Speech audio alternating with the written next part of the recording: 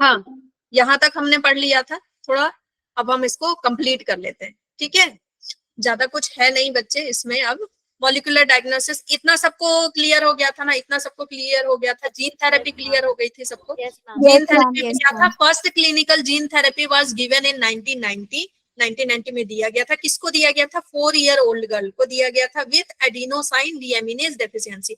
उसके अंदर क्या नहीं था? एडिनोसाइन डीएमिनेज नहीं था।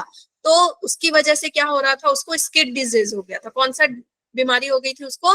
स्किड हो गई थी। और इसकी वजह से बच्चे, वो उसके अंदर क्या था ना, तो आपका लिम्फोसाइट, दो तरह का लिम्फोसाइट होता है ना, T and B, cell mediated और ह्यूमोरल मेडिएटेड, ये दोनों ही नहीं बन रही थी। तो ऐसे पर्सन को एक अलग से प्लेस में रखा जाता है, एक अलग तरह का कपड़ा पहनाया जाता है, जैसे एस्ट्रोनॉट्स पहनते हैं, तो उस तरह से इसको रखा जाता था।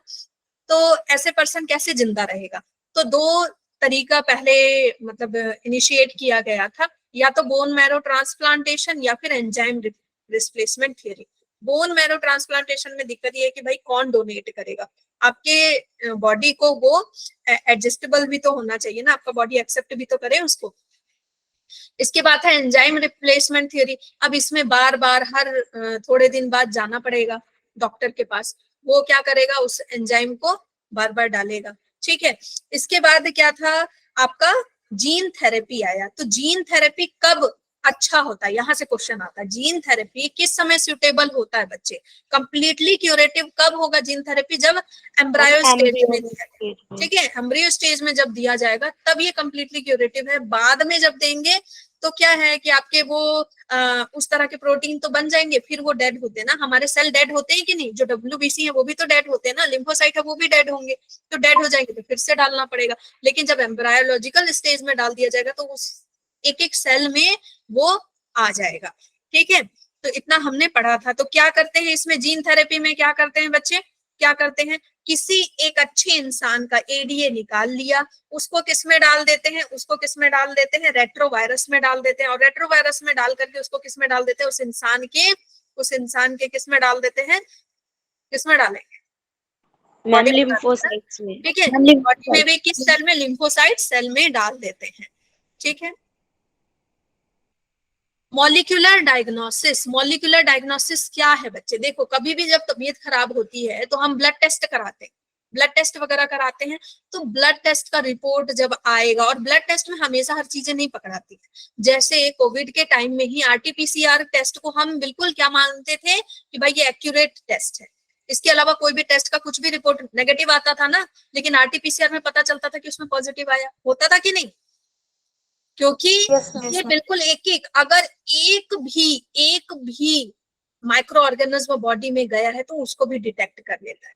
ठीक है, एक भी माइक्रो ऑर्गेनिज्म है तो उसको डिटेक्ट कर देता है। तो इसको क्या बोलते हैं? Molecular diagnosis. बहुत ही डिटेल में ये चेक करता है बच्चे। ठीक है, तो पहले जो भी हमारा ब्लड टेस्ट होता है, यूरिन टेस्ट होता है, ठीक है, सीरम टेस्ट होता है, तो उसमें क्या होता है कि जब तक टेस्ट का रिपोर्ट आएगा और स्टार्टिंग में पता चला वो नेगेटिव शो कर रहा, तब तक तो बीमारी बढ़ जाएगी ना, तब तक बीमारी बढ़ जाएगी। हाँ, पता भी नहीं चलेगा और अंदर अंदर डेवलप हो रहा है बीमारी।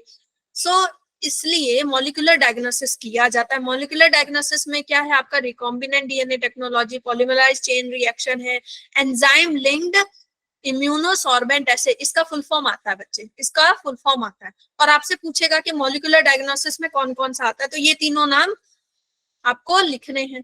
ठीक है, एंजाइम वाला अलीसा टेस्ट है ना? हाँ, एलिसा टेस्ट, एलिसा इसका फुल फॉर्म आता है। PCR का, एलिसा का, इन सब का फुल फॉर्म आता है। ठीक है, presence of pathogen is normally suspected only when the pathogen has produced a disease symptom. देखो क्या होता है कि कभी कभी कुछ बीमारी ऐसे होती है ना, सिम्टम नहीं दिख रहा है। जैसे कोविड में भी बच्चे हाइपोक्सिया वाला केस हुआ था। हाइपोक्सिया में सिम्टम नहीं दिख रहा था ना कोविड का, सांस लेने में कोई दिक्कत नहीं, पता ही नहीं चल रहा है कि बंदे को बीमारी है कि नहीं है, नॉर्मल एकदम है। हाँ, और फिर पता चला पूरा लंग खराब हो चुका है, पूरा लंग उसमें खराब हो चुका है। मेरे घर में एक मौत ऐसे ही हुई। ठीक है, पता नहीं चल रहा था कि कोई कोई सिम्टम ही नहीं, हल्का फुल्का फीवर आया, तो फिर हमने टाइफाइड का टेस्ट कराया तो पता चला टाइफाइड है, तो हमें लगा कि टाइफाइड है। उसके बाद पता नहीं मेरे दिमाग में आया कि एक बार कोविड का टेस्ट भी करा लेते हैं। तो कोविड का टेस्ट नॉर्मल टेस्ट कराए तो उसमें आया कि नेगेटिव है। तब मुझे तो और ज्यादा डाउट आ गया कि जब इसमें नेगेटिव है, फीवर है, तो इसका मतलब आरटीपीसीआर कराना पड़ेगा। आरटीपीसीआर जब कराया तब तक पता चला कि उनको हाइपोक्सिया था और उनका लंग 70% डैमेज हो चुका। समझ गए? तो पता नहीं चला। क्या समझ नहीं आया। उसमें क्या होता है बच्चे की सांस लेने में कोई दिक्कत नहीं होती है। सांस लेने में मतलब जैसे नॉर्मली हम लोग जैसे है ना वैसे सांस ले रहे हैं। कोविड में क्या हो रहा था, सांस लेने में दिक्कत हो रही थी ना। Yes ma'am, Yes, ma'am. एक ऐसा कंडीशन हो जाता है कि मतलब कोई दिक्कत ही नहीं हो रही है, मतलब लंग पूरा डैमेज हो चुका है लेकिन फिर भी कोई दिक्कत नहीं, आराम से सांस ले रहा है बंदा। By this Okay. time the concentration of pathogen is already very high in the body. ठीक है, तो सिम्टम नहीं शो होता है तो concentration of pathogen बहुत ज्यादा बढ़ जाता है. However, very low concentration of bacteria or virus can be detected by amplification of their nucleic acid by PCR. बहुत लो कॉन्सेंट्रेशन का भी बैक्टीरियल और वायरल इन्फेक्शन है तो डिटेक्ट हो सकता है बाय एम्प्लीफिकेशन पीसीआर मेथड से. ये हमने देखा है कि पीसीआर कैसे किया जाता है. ठीक है, PCR is now routinely used to detect HIV in suspected AIDS patient. क्योंकि एड्स के बारे में मैंने बताया ना कि एड्स का सिम्टम नहीं दिखता है, कभी कभी 3-3 साल तक पता नहीं चलता है. कभी कभी एड्स डेवलप हो रहा है 3-3 साल तक पता नहीं चलता. तो उस केस में हम क्या कर रहे हैं, पीसीआर कर रहे हैं. क्या कर रहे हैं, पीसीआर कर रहे हैं. It is being used to detect mutation in the gene. और किस लिए होता है बच्चे, म्यूटेशन देखने के लिए. जीन में कोई म्यूटेशन है तो वो पता चल जाता है. ठीक है, जैसे जेल इलेक्ट्रोफोरेसिस अगर करते हैं, मान लो जेल इलेक्ट्रोफोरेसिस करते हैं तो उसमें हमने क्या देखा था, उसमें हमने बच्चे क्या देखा था कि जेल है, जेल में डीएनए को दौड़ाया जाता है ना. उसके बाद प्रोब डाला जाता है. उसके बाद क्या डाला जाता है, इस पे प्रोब छिटका जाता है. तो प्रोब जो है सब में लग जाएंगे एक्सेप्ट जिसमें म्यूटेशन हुआ है. क्यों नहीं लगेगा भाई, ये सब क्या होंगे जो इसके एंटी पैरेलल होंगे सभी लग जाएंगे. लेकिन जहां पे थोड़ा म्यूटेशन हो गया तो वो तो उसका एंटी पैरेलल कोई भी स्ट्रैंड नहीं बन पाएगा, चाहे कितना ही डीएनए प्रोब छिड़क, नहीं बनेगा ना. क्योंकि यहाँ पे क्या हो गया, एडिशन डिलीशन या कोई म्यूटेशन आ गया. तो जहां पे डबल स्टैंड नहीं बनेगा वहां समझ जाएंगे कि ये वाला जीन क्या हो गया बच्चे, इस बंदे में क्या हुआ है, म्यूटेशन हुआ है जीन. समझ गए? इस तरह से डिटेक्ट किया जाता है. इसको फिर किस में देखा जाता है, यूवी लाइट में देखते हैं तो पता चलता है कि एक ऐसा है जिसका कोई पेयरिंग नहीं बना है. फिर उसको चेक किया जाता है कौन सा जीन है और पता चल जाता है कि इस बंदे में क्या हो गया है, कुछ जेनेटिक म्यूटेशन हो गया है. समझ गए? Okay. So it is being used to detect mutation in gene in suspected cancer patient too. Cancer patient में भी इसको यूज किया जाता है. पीसीआर, इलेक्ट्रोफोरेसिस, इन सबको यूज किया जाता है. सिंगल स्टैंडर्ड डीएनए और RNA tagged with the radio active molecule जो मैंने बताया. ठीक है, तो उसी से पता चल जाता है ना. एलिसा टेस्ट, आपका एलिसा टेस्ट से क्वेश्चन आता है बच्चे कि इसका प्रिंसिपल क्या है. एलिसा का फुल फॉर्म, एलिसा का प्रिंसिपल. ठीक है, प्रिंसिपल आपका एलिसा का आता. और हाँ, यहाँ पे बच्चे आपको आपने ब्लॉटिंग पढ़ा था ना, यहाँ पे सदन ब्लॉटिंग, सदन ब्लॉटिंग पढ़ा था. ये किस लिए होता है, डीएनए को चेक करता है. ठीक है, डीएनए को. एक होता है नॉर्दर्न ब्लॉटिंग, नॉर्दर्न, ये किसको चेक करता है, आरएनए को. ठीक है, एक होता है वेस्टर्न ब्लॉट, ये किसको चेक करता है, मैम प्रोटीन. ठीक है, बच गया प्रोटीन. ये आपको लिख लेना एनसीईआरटी में. ठीक है. सो एलिसा, मैम प्रोटीन वाला क्या था, क्या प्रोटीन वाला क्या था, वेस्टर्न ब्लॉटिंग. ठीक है, इनका नाम है ऐसा. अब ईस्टर्न ब्लॉटिंग ही बच गया है बस. हाँ, ठीक है. एलिसा का फुल फॉर्म आपको याद रखना है और एलिसा का प्रिंसिपल याद रखना है कि किस प्रिंसिपल पे ये वर्क करता है. ये वर्क करता है एंटीजन एंटीबॉडी इंटरेक्शन में. ठीक है, एंटीजन एंटीबॉडी इंटरेक्शन में वर्क करता है. ये कैसे करता है बच्चे काम, देखो इतना ऐसे आपको जानना नहीं है लेकिन थोड़ा सा जान लो हल्का फुल्का. इसमें क्या होता है ना कि ऐसे एलिसा का कुछ मतलब केमिकल वगैरह डाला जाता है। एक जैसे प्लेट थी ना जेल इलेक्ट्रोफोरेसिस में, वैसे प्लेट होती है, ठीक है। तो कुछ सैंपल लिए जाते हैं, इंसान का कुछ सैंपल लिया जाता है, जो सस्पेक्ट है उसका सैंपल ले लिया गया, यहाँ पे डाल दिया गया। अब इसमें क्या डाले जाते हैं, इसमें क्या डाला जाता है, एंटीबॉडीज डाला जाता है। देखो एलिसा टेस्ट 3 तरीके का होता है, 2 में एंटीजन डाला जाता है और 1 में एंटीबॉडी डाला जाता है। एंटीबॉडी डाला जाता है, उसके ऊपर से एंटीजन डाला जाता है, तो होता सब में एंटीजन एंटीबॉडी है। तो मेन जो है उसको समझो, ये एंटीजन डाल दिया गया, इसके ऊपर क्या डाल देते हैं, इसके ऊपर एंटीबॉडी छिड़कते हैं, ठीक है। क्या छिड़कते हैं, एंटीबॉडी छिड़कते हैं। मान लो जिस बीमारी को चेक करना है तो उसका एंटीबॉडी छिड़कते हैं। अगर यहाँ पे अगर कोई एंटीजन है तो एंटीबॉडी क्या करेगा बच्चे, एंटीबॉडी क्या करेगा, इसके साथ बाइंड हो जाएगा। अगर एंटीजन नहीं है तो एंटीबॉडी किसके साथ बाइंड होगा। अगर एंटीजन, मान लो यहाँ पे एंटीजन नहीं है, ये जो है ये एंटीजन नहीं है, ये एंटीजन नहीं है, तो एंटीबॉडी आ करके किसके साथ बाइंड होगा, किसी के साथ बाइंड नहीं होगा, है ना। Yes, ma'am. एंटीबॉडी किसी के साथ बाइंड नहीं होगा, तो एंटीजन अगर है तो एंटीबॉडी बाइंड होगा। उसके ऊपर से और कुछ चीजें डाली जाती हैं, ठीक है, और वो कलर शो करता है। वो क्या शो करता है, कलर शो। तो अगर कलर शो किया तो इसका मतलब पॉजिटिव है, अगर कलर शो नहीं किया इसका मतलब पॉजिटिव नहीं है। इसमें ना बार बार इसको एंटीबॉडी डाल के वॉश किया जाता है, बार बार एंटीबॉडी डाला जाता है, वॉश किया जाता है, ताकि अगर फालतू इधर उधर का कोई एंटीजन है तो वॉश हो जाए और जो प्रॉपर एंटीबॉडी है वही उससे जाकर के चिपके और हमको सही रिजल्ट मिले। और अगर यहाँ पे कलर शो होता है इसका मतलब कि यहाँ पे एंटीजन है इसकी बॉडी में, इसकी बॉडी का जो भी सैंपल निकाला गया उसमें एंटीजन प्रेजेंट है, ठीक है। So infection by pathogen can be detected by the presence of antigen, ठीक है। प्रोटीन, ग्लाइकोप्रोटीन, एंटीजन आपका क्या हो सकता है बच्चे, कोई प्रोटीन हो सकता है, ग्लाइकोप्रोटीन हो सकता है, और उसमें हम क्या डालेंगे, एंटीबॉडी डालेंगे। जैसे ब्लड टेस्ट वगैरह करते हैं ना, तो जैसे ही आपका डाला जाता है तो उसमें वो कैसा क्लॉट टाइप का फॉर्म करता है, ठीक है, क्लॉट जैसा बन जाता है, पढ़ा होगा आप लोगों ने। So by detecting the antibodies synthesising against the pathogen. तो इसमें आपको सिर्फ इतना याद रखना है कि एलिसा टेस्ट क्या होता है, किसने किया, किसने डिस्कवर किया, ये सब नहीं पढ़ना। आपको इतना पढ़ना है कि एलिसा टेस्ट का फुल फॉर्म क्या है, किस पे इसका प्रिंसिपल क्या है, एंटीजन एंटीबॉडी का इंटरेक्शन, ठीक है। तो ये कॉम्प्लेक्स बना देता ना, एंटीजन एंटीबॉडी मिल जाते हैं तो ये कॉम्प्लेक्स बना देता है, ठीक है। तो ये आपको याद रखना है। एलिसा टेस्ट किसके लिए किया जाता है बच्चे, एड्स के लिए है ना, एड्स के लिए किया जाता है, okay.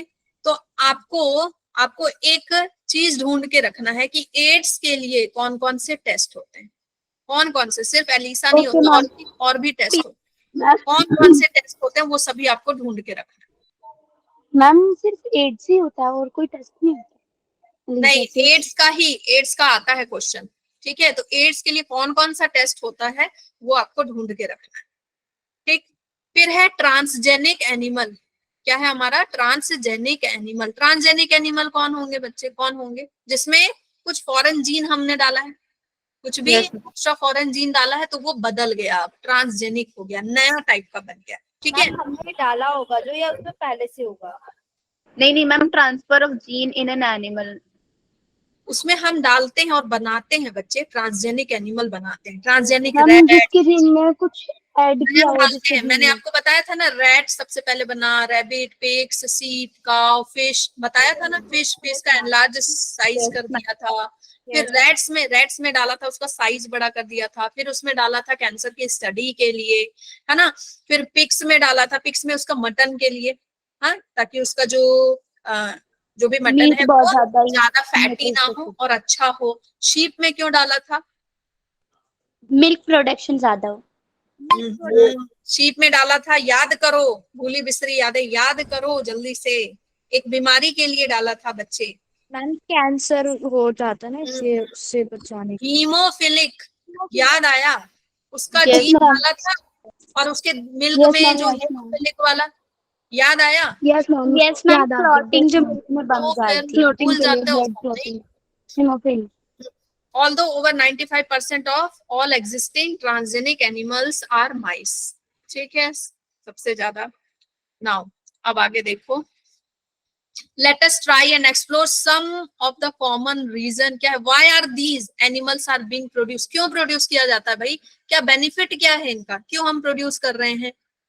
Normal physiology and development. Transgenic animals can be specifically designed to allow the study of how genes are regulated.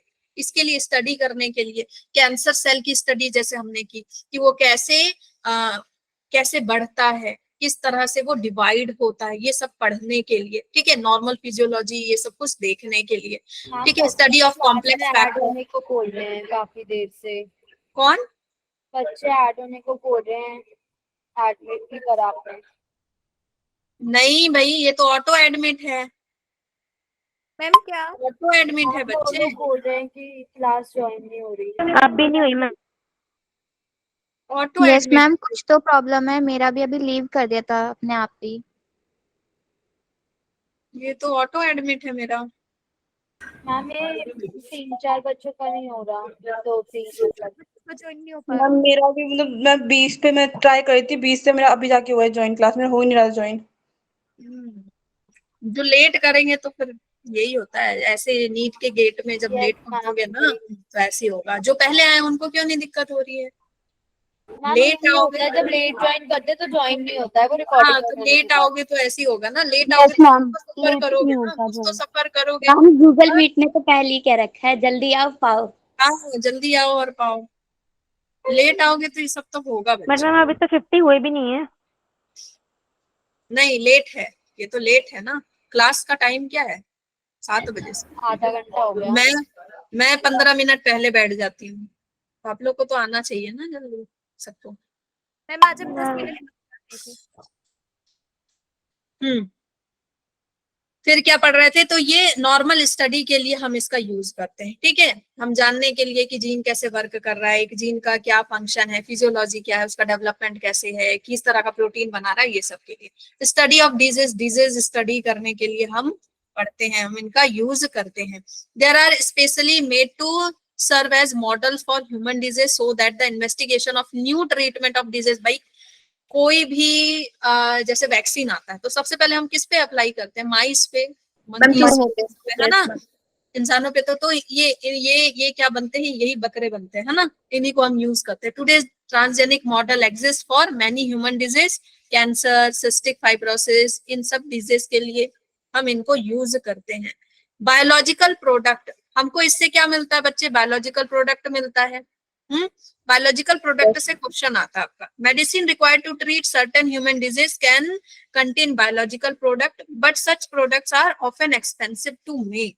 Transgenic animal that produce useful biological product can be created by introduction of the portion of DNA. ये हमको पता है ये कैसे बनते हैं, biological product कैसे बनते हैं ये हमको पता है.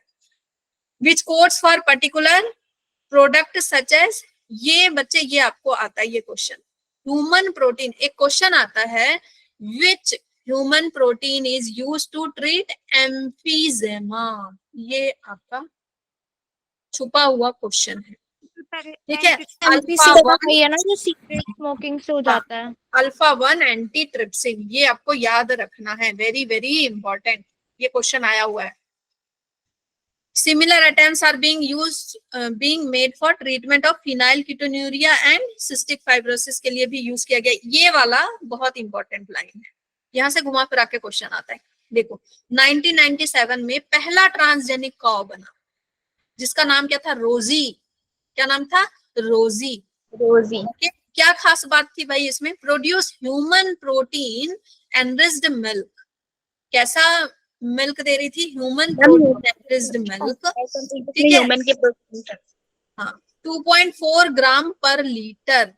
पर लीटर में 2.4 ग्राम प्रोटीन होता था. द मिल्क कंटेन क्या? Human alpha lactalbumin and was nutritionally a more balanced product of human babies than natural cow milk. जो बच्चे हैं ना, क्योंकि इसमें क्या है? लैक्ट एल्बुमिन है, तो ह्यूमन का प्रोटीन प्रोड्यूस हो रहा है, तो जो बच्चे पैदा हुए हैं ना, तो नॉर्मल काउ मिल्क के जगह अगर हम ये देंगे तो उसको माँ के दूध वाला बेनिफिट मिलेगा। समझ गए? माँ के दूध वाला बेनिफिट मिलेगा बच्चे को। मैम अगर जो इस ह्यूमन वाली काऊ बेबी का है देंगे उसे ठीक है, तो नॉर्मल काउ मिल्क में ये चीज नहीं होती है। Vaccine safety, transgenic mice are been develop for using testing the safety of vaccine. हम देखते हैं कि भाई वैक्सीन सेफ है कि नहीं, कहीं इससे कोई एलर्जी तो नहीं हो रही है। पोलियो का वैक्सीन, कोविड का वैक्सीन, इन सब के लिए। Chemical safety testing, this is known as toxicity safety testing. The procedure is same as that use for testing toxicity of drug. इसमें भी वही किया जाता है बच्चे, टेस्ट। कोई भी अगर टॉक्सिन वगैरह कुछ भी है तो उसको चेक किया जाता है। कोई भी टॉक्सिक सब्सटेंस है तो उसको किसी अदर एनिमल में, किसी प्लांट में डाल करके चेक किया जाता है।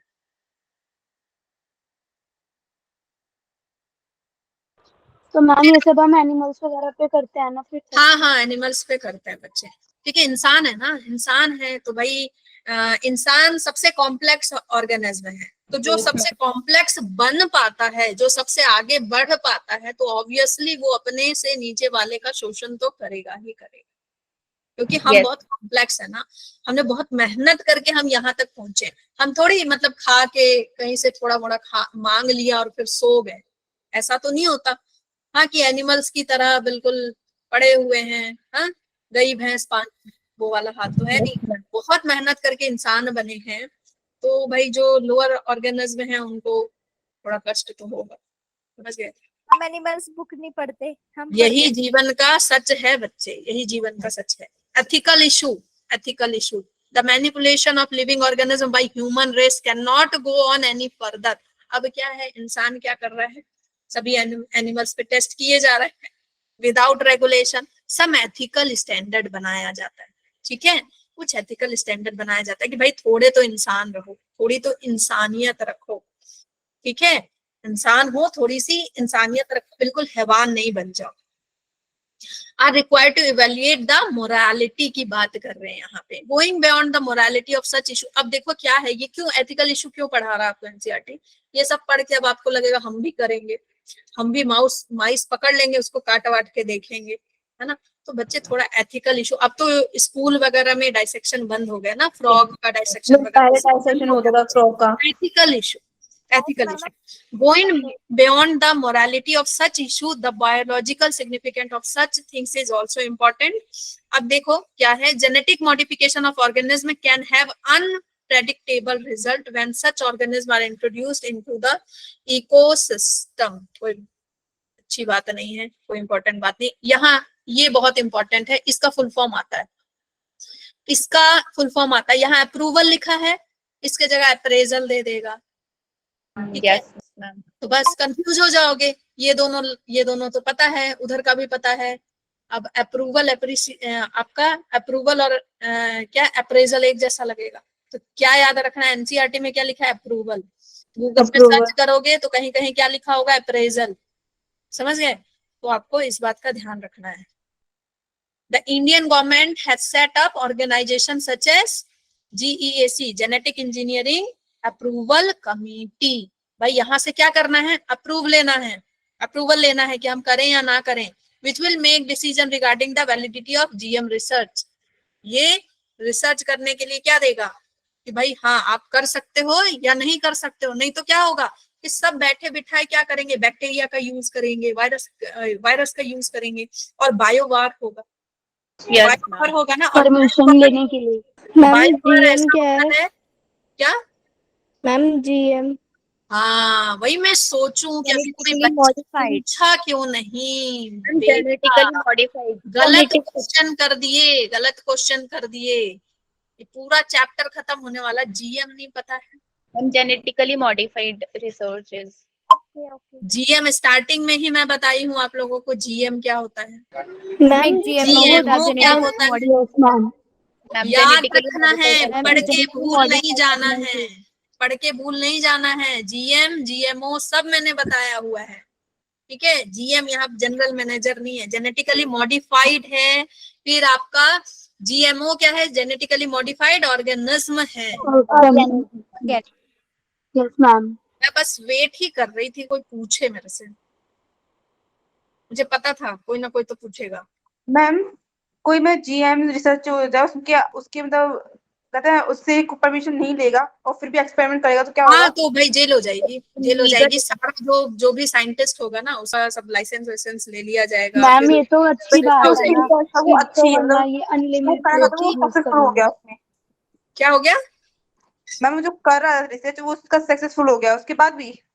हाँ सक्सेसफुल हो गया, फिर भी बिना पूछे नहीं करना है भाई, बिना पूछे नहीं मैम करना। फिर भी आज अच्छी गलत चीज बात बना है। रहा है, आज अच्छी चीज बना रहा है, कल इंसान के अंदर पता चला वो क्या कर रहा है, बैठे बिठाए बायोवार की तैयारी कर देगा। Yes ma'am. बायोवार में बच्चे, वायरस वाले में क्या होता है कि एक बंदा गया और वो हजारों लोगों में फैला देगा।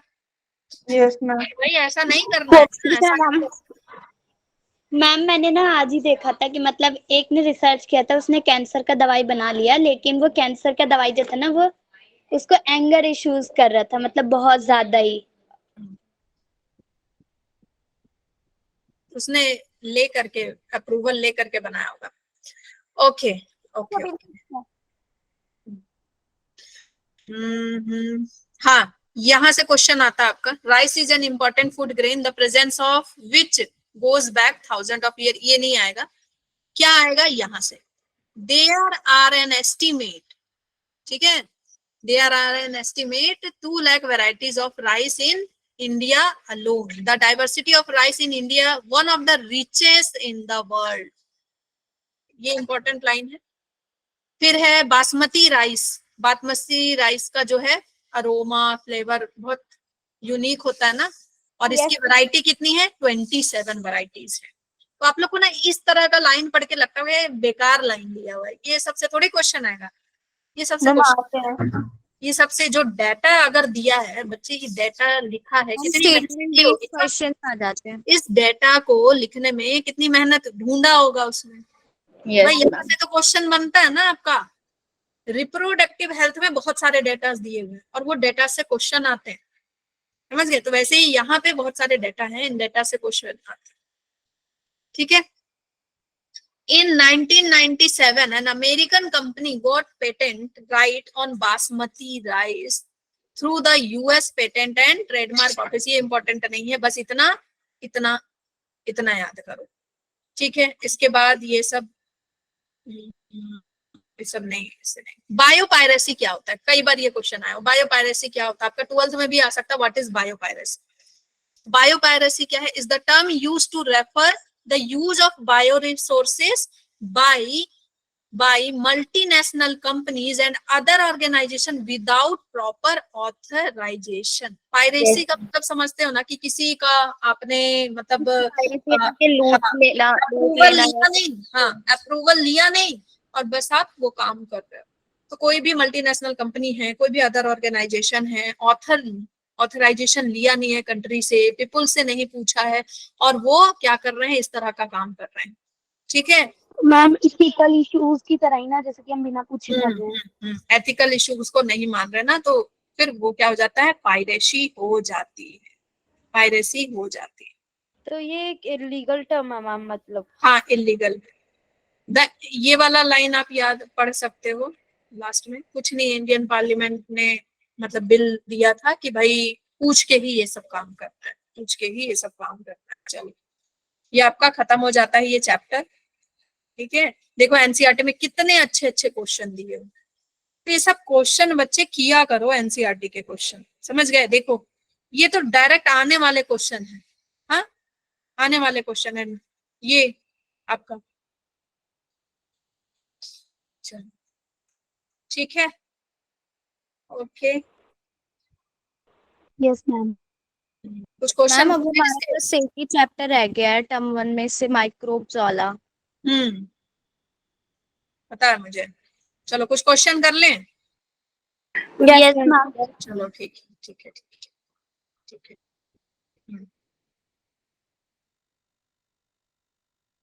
1 मिनट 1 मिनट, ये स्क्रीन नहीं दिख रही है क्या आप लोग को? दिख रही है? मैम दिख रही है। मैम देखिए अच्छा दिख रही है ना, चलो हाँ 1 मिनट।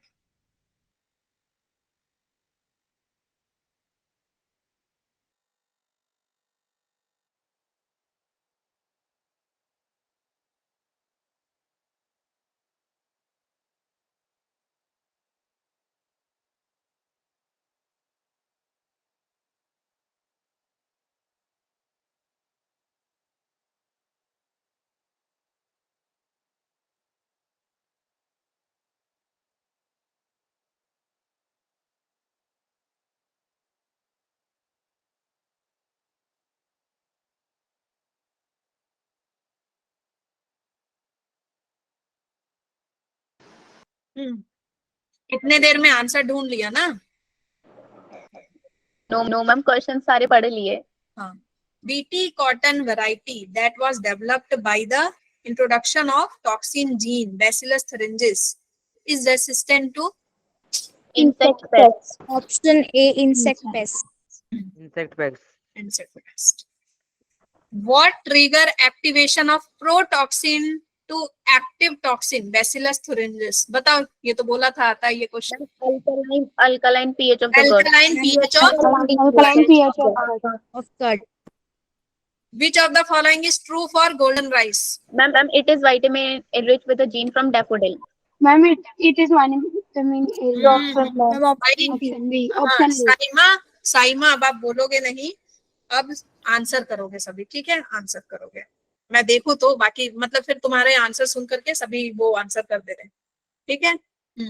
श्रेया, संभत, चलो next question. In RNAi the gene are silence using, इसका आंसर मुझे देखना है, क्या ये जवाब देते डबल RNA। फिर बोलना नहीं। मैम ये होगा। मैम ऑप्शन ए होगा। हाँ, DSRNA होगा। नहीं है, मतलब साइमा को चुप कराया तो बाकी सब बोलेंगे नहीं। DSRNA होगा, क्या होगा? DSRNA। अब याद हो गया ना सबको? विच ऑफ द हाँ, which part of the tobacco plant is infected by Meloidogyne? Ma'am root. Golden rice is genetically modified, ये किस लिए किया गया भाई? क्या पाने के लिए? Very good, very good, yes yes. Vitamin. पढ़ने के बाद क्वेश्चन कर पाओ, इससे अच्छी बात क्या है? मैम हम लोग को आपकी बातें समझ में नहीं आती। आप मैसेज पे लिखते हो कि विश किसी को बर्थडे विश नहीं करना, ग्रुप पे सब करते हैं। अभी आपने बोला कि बोलना नहीं है, सब बोल रहे हैं। हाँ वही, इन ये लोग लोगों उल्टा को करते हैं आपके बोलने का। अब इन लोगों को अलग ट्रीटमेंट देनी पड़ेगी। In BT cotton, the BT toxin present in plant tissue as protoxin is converted into active toxin. देखो वही क्वेश्चन है, due to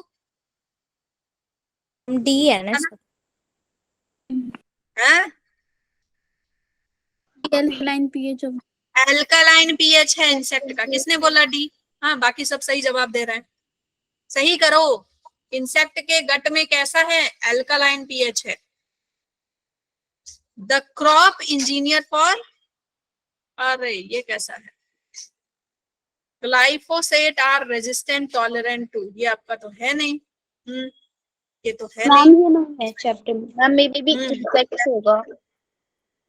Which of the following BT crop is being grown in India by farmer? बताओ। Cotton.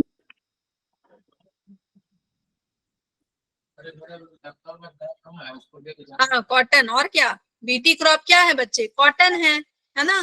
Cotton है आपका।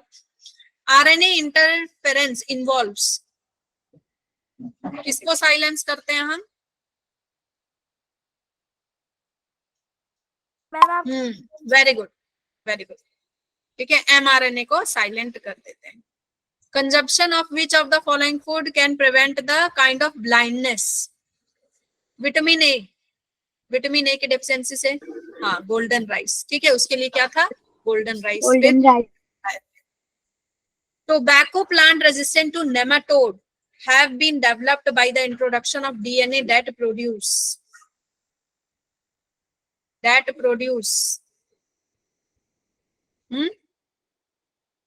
Ma'am A B का है तो Option A. बता देना, Option ए A. होगा कि B? Ma'am option A. Ma'am A option.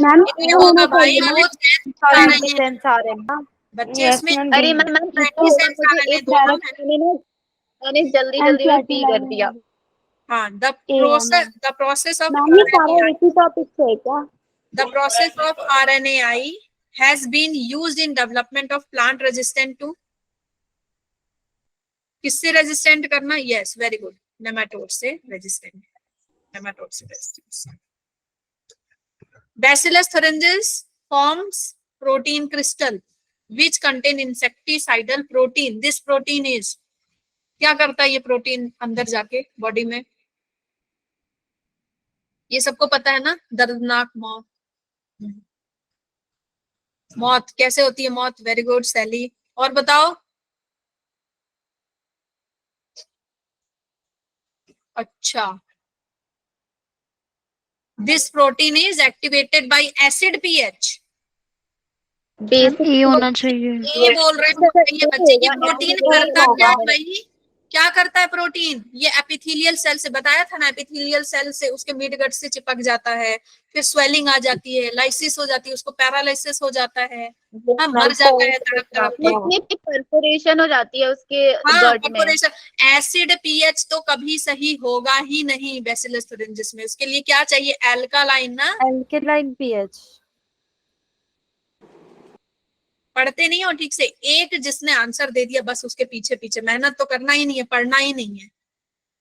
Silencing of mRNA has been used in producing B option. GM brinjal in India has been developed। A अच्छा, option। ये मैंने नहीं बताया था आपको। ये एनहांसिंग सेल्फ लाइफ, ठीक है, उसकी लाइफ को बढ़ाने के लिए, जो ब्रिंजल जो है ना, ब्रिंजल को डेवलप किया गया था उसकी लाइफ को बढ़ाने के लिए, ठीक है, enhancing self life. Okay okay. इसका बताओ 17 का।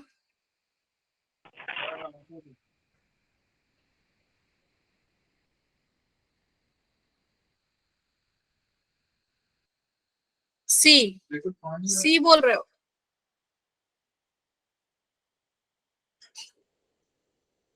डी भी हो सकता है क्योंकि हाई यील्ड में भी इसका यूज होता है और बुलवॉर्म्स को भी रेसिस्टेंट करता हाँ, है। Very good very good. इसका क्या होगा? डी होगा ना। High yield and resistant to bollworms. चलो, an improve variety of transgenic basmati rice.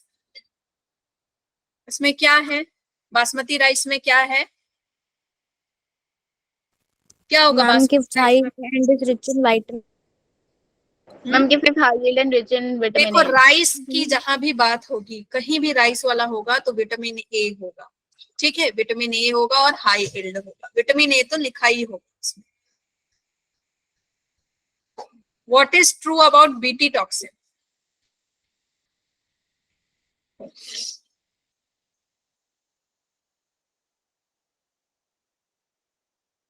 और बताओ, और बताओ, सभी भेजो। हाँ, क्या होगा? वॉइस नहीं आ रही। होगा इनएक्टिव प्रोटॉक्सिन रहता है।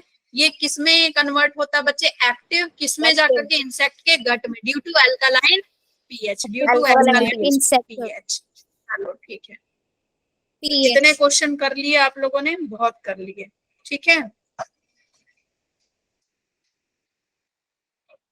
मैम कल पोलिंग हेलो मैम, आपकी वॉइस ब्रेक हो रही है।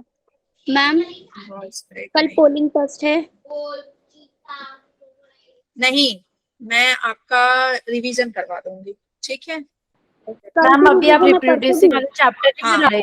अभी हम रिप्रोडक्शन इन ऑर्गेनिज्म का थोड़ा देख लेते हैं, कुछ क्वेश्चंस देख लेते हैं, ठीक है। Okay ma'am.